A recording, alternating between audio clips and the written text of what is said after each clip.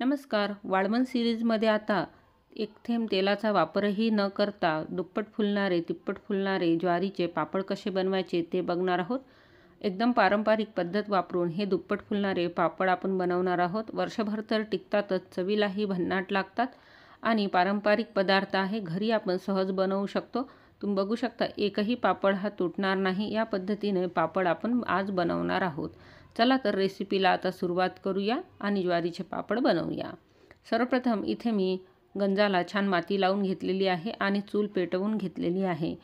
पारंपरिक पद्धत वापरत आहोत त्यामुळे पदार्थ हा भन्नाटच होईल आणि त्याचबरोबर आपण इथे गंजामध्ये पिठाच्या दुप्पट पाणी ठेवलेलं आहे. इथे मी 1 किलोच्या प्रमाणामध्ये पीठ घेतलेलं आहे. ज्वारीचे पीठ आहे आणि साहित्यसुद्धा ठेवलेलं आहे. 1 किलो ज्वारीचे पीठ हे ज्वारीच्या साल काढून बनवलेले आहे. ज्वारीची साल कशी काढायची याचा व्हिडिओ आपल्या चॅनलवर अपलोड आहे. तसेच हे पीठ मी तयार करून घेतलेले आहे. यामध्ये तीळ, मीठ आणि चवीपुरते मिरे आणि मिरचीचे फोलं टाकून या पद्धतीने पिठामध्ये पाणी टाकलेलं आहे. व्यवस्थित हे पीठ ढवळायचं आहे. एकही गाठ यामध्ये राहता कामा नये. व्यवस्थित हे पीठ ढवळलं तरच आपले पापड हे छान होतात. पिठाच्या दुप्पट आपल्याला पाणी ठेवायचं आहे. म्हणजे जर आपलं पीठ हे 1 किलो आहे तर 2 लिटर पाणी आपल्याला तिथे लागेल आणि पाणी छान उकळून घ्यायचं आहे. थोडं पाणी आपल्याला काढूनही ठेवता येते, नंतरही ॲड करता येते. तर पाणी उकळायला ठेवलेलं आहे. तुम्ही बघू शकता पाणी कशा पद्धतीने छान उकळलेलं आहे. चुलीवर छान हे पाणी उकळून घेतलेलं आहे. जे साहित्य तयार केलं होतं ते या पद्धतीने आपल्याला पाण्यामध्ये टाकून घ्यायचं आहे, ढवळून घ्यायचं आहे. लगेच हे छान फटाफट फिरवावं लागतं, नाहीतर गुठळ्या ह्या बनायला सुरुवात होतात. तुम्ही मोठा चम्मच घेऊ शकता आणि या पद्धतीने हे पीठ आपल्याला छान शिजवून घ्यायचं आहे. 15 ते 20 मिनिट हे पीठ आपल्याला छान शिजवून घ्यायचं आहे. हळू आणि मंद आचेवर शिजवायचं आहे. तुम्ही बघू शकता पीठ हे आता कन्सिस्टन्सी कशी झालेली आहे. व्यवस्थित पीठ शिजलं की या पद्धतीने पिठाला साय पकडायला सुरुवात होते.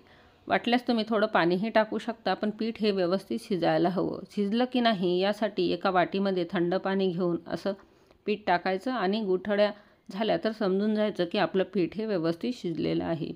ही टीप खूप महत्त्वाची आहे. छान पीठ शिजल्यावर आपल्याला एक कापड घ्यायचा ओला करून. पांढरं शुभ्र कापड इथे मी ओला करून टाकलेलं आहे आणि आता पापड इथे टाकायला घेऊया. गोल गोल आणि एकसारखे पापड इथे आपल्याला टाकायचे आहे. एकमेकाला चिटकता कामा नये. व्यवस्थित छान ढवळून घेऊन हे पापड आपल्याला टाकायचे आहेत. जुन्या पद्धतीनं अशाच पद्धतीने पापड घरी बनवायचे आणि वर्षभर ते साठवून ठेवायचे. पावसाळ्यामध्ये, हिवाळ्यामध्ये खमंग भाजून हे पापड खूप छान लागतात आणि जुनी आठवण म्हणूनच आपण हे पापड आज इथे बनवत आहोत. ज्यांच्याकडे ऊन येत नाही त्यांनी हे मेन कापडावरही बनवले तरी चालतात. 2 दिवस छान हे हवेमध्ये सुकल्यानंतर हे व्यवस्थित होतात. पीठ हे पद्धतशीर शिजलं तर एकही पापड आपला फाटत नाही. उन्हामध्ये हे पापड व्यवस्थित 2 ते 3 तास आरामात छान वाळवल्यावर एकदम मस्त होतात. सर्व पापड मी इथे टाकून घेतलेले आहेत. तुम्ही बघू शकता किती छान एकसारखे पापड इथे टाकलेले आहेत. हे ज्वारीचे पापड खूप खमंग होतात. भाजल्यावर तर खूपच छान लागतात. तळूनही व्यवस्थित होतात. वाळल्यानंतर हे या पद्धतीने पापड आपले दिसतात. आता या उलट्या साईडने पाणी मारून हे पापड मी काढून घेतलेले आहे. तुम्हाला दाखवते.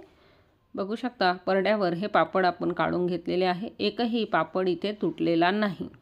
व्यवस्थित सर्व पापड हे निघालेले आहेत. तुम्ही बघू शकता की पापड हे कसे छान झालेले आहेत आणि याला 2 दिवस छान मी वाळवून घेतलेले आहे आणि व्यवस्थित वाळल्यानंतर हे असे होतात.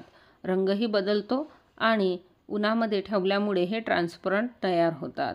दिसायलाही हे एकदम अशा पद्धतीने दिसतात. तीळही वरून एकदम छान आलेले आहेत.